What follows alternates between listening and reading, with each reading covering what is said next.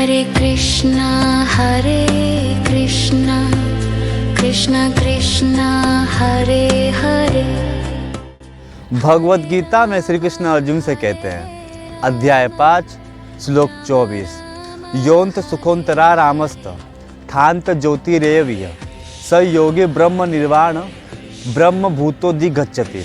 अर्थात जो अंतर्मुखी होकर आत्मिक सुख का अनुभव करते हैं वे और आत्मिक प्रकाश से प्रकाशित होते हैं, वे ईश्वर में एकत्रित हो जाते हैं और संसार से मुक्त हो जाते हैं। यहाँ ब्रह्मानुभूति और मोक्ष की सर्वोच्च अवस्था का वर्णन किया गया है। पिछले श्लोक में यह वर्णन किया गया था कि ब्रह्मा की प्राप्ति से पूर्व अपनी बाहरी मुखी आवेगों का निरोध करना चाहिए, सभी बाहरी सुखों का त्याग करना चाहिए और सभी इंद्रिय सुखों का त्याग कर देना चाहिए, तभी आप ब्रह्मा की प्राप्ति कर सकते हैं। बहिर्मुखी मन को अंतर्मुखी करना चाहिए और ये तभी संभव है जब इंद्रियों के द्वार बंद हो और मन इंद्रिय विषयों के संपर्क में न हो।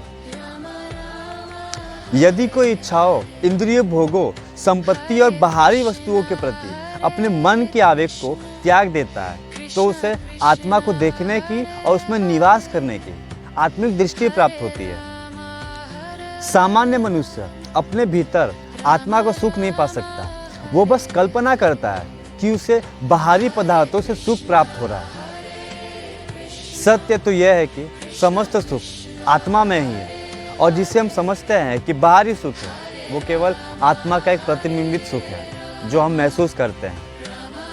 इंद्रियों के दर्द क्षणिक होते हैं और उनमें दुख दर्द के छिपे बीज होते हैं। ये जानना बहुत ही कठिन है, फिर भी मनुष्य भूल जाता है।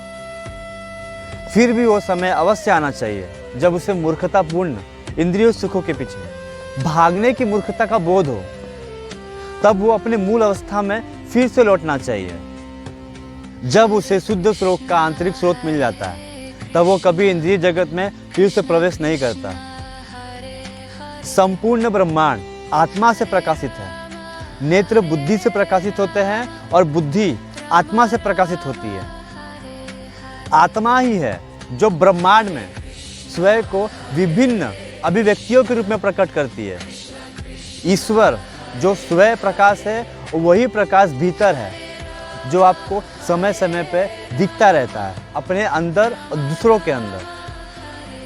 आत्मा को समस्त आनंद का आधार तथा समस्त प्रकाश का स्रोत जानकर उसका ध्यान करते हुए बुद्धिमान व्यक्ति ब्रह्मा में एकाकार होते हैं और मोक्ष को प्राप्त करते हैं। सो आई होप आज का वीडियो आपको पसंद आया होगा, और पसंद आया होगा तो लाइक करिए, कमेंट करिए और सब्सक्राइब करिए।